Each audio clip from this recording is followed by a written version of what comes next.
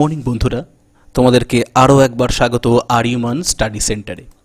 আমরা চলে এসেছি নতুন আরও একটা কারেন্ট অ্যাফেয়ার্স সেশন নিয়ে 13ই জুনের উইথ স্ট্যাটিক জিকে। তো সবার আগে একটু ক্ষমা চেয়ে নিচ্ছি, আজ আমাদের গতকাল আমাদের ফিজিক্সের ক্লাসটা আসেনি, কারণ একটু টেকনিক্যাল প্রবলেম হয়েছিল ফিজিক্সের ক্লাসটা নিয়ে। তো আজ কিন্তু তোমাদের সকাল 10টায় আসবে হিস্ট্রি ক্লাস, একদম হিস্ট্রি একটা ম্যারাথন ক্লাস আসবে। হিস্ট্রি একটা একদম নতুন একটা ম্যারাথন ক্লাস, ভীষণ বড় একটা ক্লাস, খুব মন দিয়ে করো, যেটা তোমাদের ভীষণ কাজে লাগবে। একটা ক্লাসেই তোমাদের মনে করো 4-5টা ক্লাস হয়ে যাবে। তো সকাল 10টায় আসছে আর 2 ঘন্টা পরেই, তাই আমরা দেরি না করে শুরু করি আজকের current affairs. World day against child labour day. তোমরা এইটা তোমাদের থাম্বনেইলে এই কোশ্চেনটা দেখতে পেয়েছো, ফার্স্ট থাম্বনেইলে কিন্তু এই কোশ্চেনটা তোমরা দেখতে পেয়েছো, একদমই তাই। শিশু শ্রম আমরা জানি ভীষণই অন্যায় জিনিস, চাইল্ড লেবার। তো তার বিরুদ্ধে যে ভাষা, তার বিরুদ্ধে যে প্রতিবাদ তুলে ধরার প্রত্যেক বছর একটা দিন পালন করি আমরা। কবে? 12ই জুন। কবে? 12ই June. World day against child labour কবে? 12ই জুন। এই বছরের থিম কী ছিল? Protect children from child labour. Exactly শিশুদেরকে শিশু শ্রম থেকে একদম আমাদের প্রোটেক্ট করতে হবে। নাও একদমই কি protect children from child labour now more than ever, অনেক হয়েছে। তো এই ছিল theme world child labour, world day against child labour day. তো next Tripura professor develops a robot. Exactly ত্রিপুরার একজন প্রফেসর একটা রোবট তৈরি করলো। প্রফেসর নাম কি? হরজিৎ নাথ একটা রোবট তৈরি করলো, তার নাম হচ্ছে কোভিড-19 ওয়্যারবোট। এক্স্যাক্টলি যেটা তৈরি করতে খরচ হবে 25,000 টাকা, যেটা তৈরি করতে খরচ হবে 25,000 টাকা। এর মধ্যে কী কী থাকবে? থাকবে মোটর, থাকবে রিচার্জেবল ব্যাটারি, থাকবে লেড অ্যাসিড ব্যাটারি, থাকবে ট্রান্সমিটার, থাকবে এবং ইউএসবি আউটপুট থাকবে। দেখতে পাচ্ছ তোমরা রোবটটা সম্পর্কে। ব্যাপারটা কি, এটা কি মানে উইদাউট ম্যান পাওয়ার, উইদাউট মানুষ, মানে পেশেন্টদের কাছে খাবার ওষুধ, মানে কোভিড-19 পেশেন্টদের কাছে খাবার ওষুধ পৌঁছে দিতে পারবে। একটা দারুণ ইনিশিয়েটিভ ত্রিপুরা গভর্নমেন্ট থেকে।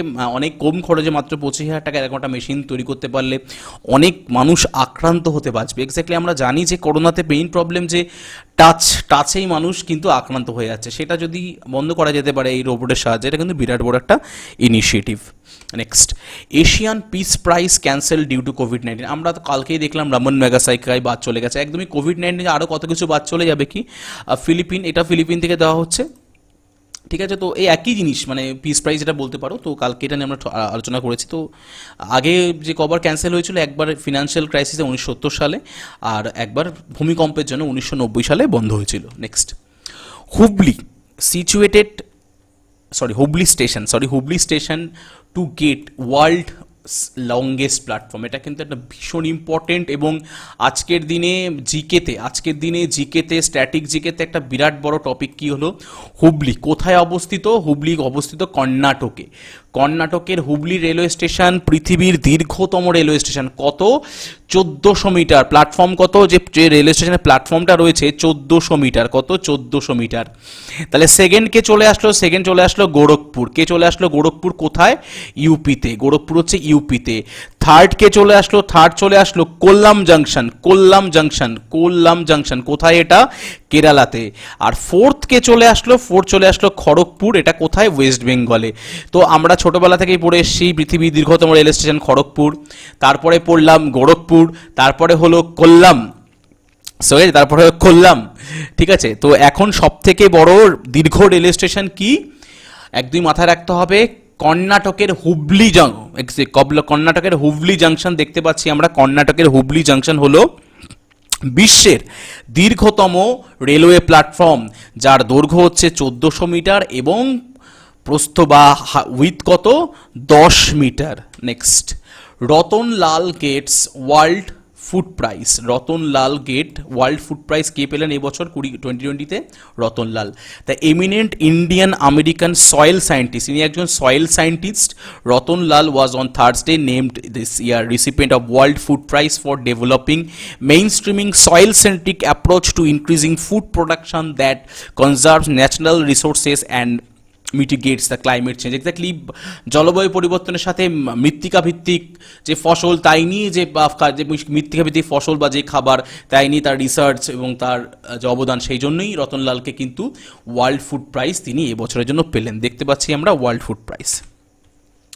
Recently Indian embassy has announced, exactly ভারতীয় হাই কমিশন কি অ্যানাউন্স করলো যে around 56 higher secondary school for Nepal which were destroyed in 2015 earthquake. Exactly 2015-তে যে ভূমিকম্প হয়েছিল, সেই ভূমিকম্পের কারণে প্রচুর ক্ষয়ক্ষতি হয়েছিল নেপালে। আমরা জানি প্রচুর অনুষ্ঠান হয়েছে, প্রচুর pray for Nepal, pray for Nepal আমরা ফেসবুকেও ডিপি দিয়ে রেখেছিলাম বা হোয়াটসঅ্যাপেও ডিপি দিয়ে রেখেছিলাম। তো নেপালেও কিন্তু মাঝে মাঝে শয়তানি করে, আমরা মাঝখানে দেখতে পাই চায়নার সাথে একটু মানে নিজেদের ম্যাপ চেঞ্জ করে ফেলেছে। তো থাক, সেই প্রসঙ্গে আসছি না। তো যে 2015 আর্থকুয়েকে বা ভূমিকম্পে যে ক্ষতি হয়েছিল, সেই ক্ষতির বিরাট ক্ষতি। তো ইন্ডিয়ান হাই কমিশন ঘোষণা কি করলো যে 56টা হাই স্কুল ভারতের পক্ষ থেকে কিন্তু তৈরি করা হবে। ইন্ডিয়ান অ্যাম্বাসাডার টু নেপালকে এখন বিনয় মোহন কোয়াত্রা। বিনয় মোহন কোয়াত্রা কিন্তু এই মুহূর্তে Indian ambassador to Nepal. Nepal সম্পর্কে একটু দেখে নিই। নেপালের প্রধানমন্ত্রীকে কেপি শর্মা ওলি, রাজধানী কাঠমান্ডুতে, population 2.81 crores। Recently, how many Indian university has been named in QS World University Ranking? Exactly, World University Ranking এ ভারতে টোটাল 8টা ইউনিভার্সিটি জায়গা পেয়েছে। সব থেকে ফার্স্ট আছে MIT USA, নেক্সট আছে স্ট্যানফোর্ড, দেন আছে হার্ভার্ড ইউনিভার্সিটি। ফার্স্ট হচ্ছে MIT USA, তারপরে স্ট্যানফোর্ড, তারপরে হার্ভার্ড। তো ইন্ডিয়া থেকে কি কি হয়েছে? IIT বোম্বে সবার প্রথমে রয়েছে 172তম, তারপরে IISc Bangalore, IIT Delhi, IIT Madras, IIT Kharagpur, IIT Kanpur, IIT রোকরি এবং IIT Guwahati. Next, Uttar Pradesh government ক্লিয়ার্স the ordinance to prevent cow slaughter.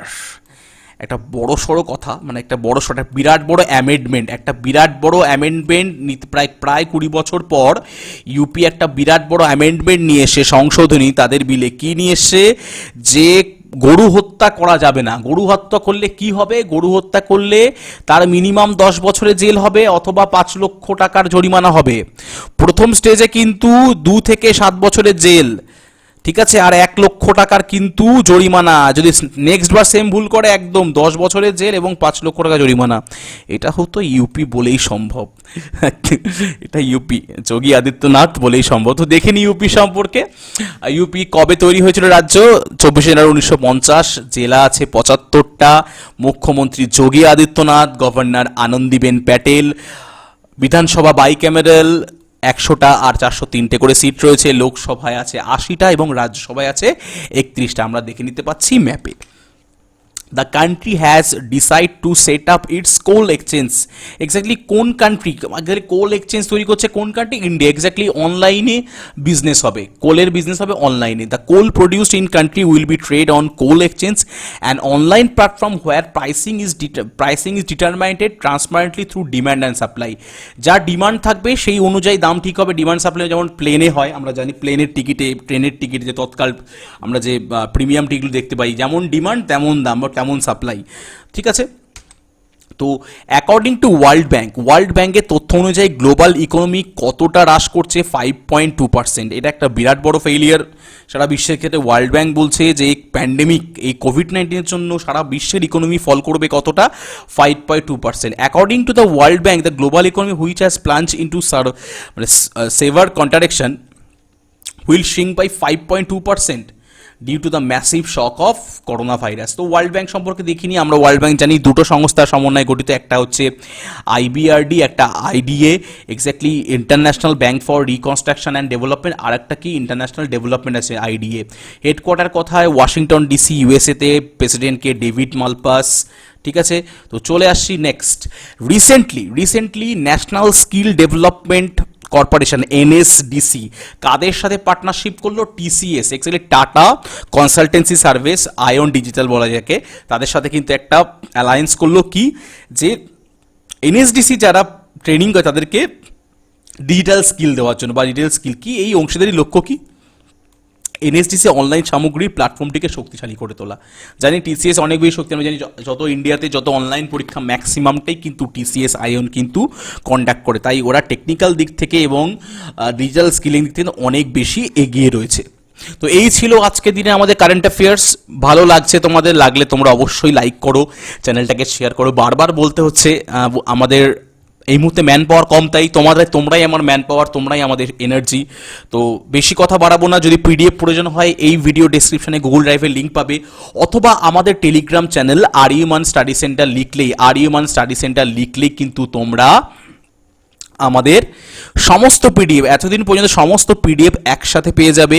আবার বলছি, আজ সকাল 10টায় কিন্তু তোমাদের হিস্ট্রি ক্লাস আসছে, এবং রাত 8টায় তোমাদের ফিজিক্সের সেকেন্ড ক্লাস আসছে। মাথায় রেখো, রাত 10টায় আর সকাল 10টায় আসছে হিস্ট্রি ক্লাস, এবং 8টায় ফিজিক্স ক্লাস, এবং মানডে থেকে ম্যাথস ক্লাস আসা শুরু হবে। সোমবার থেকে ম্যাথস এবং বায়োলজি ক্লাস একসঙ্গে আসবে।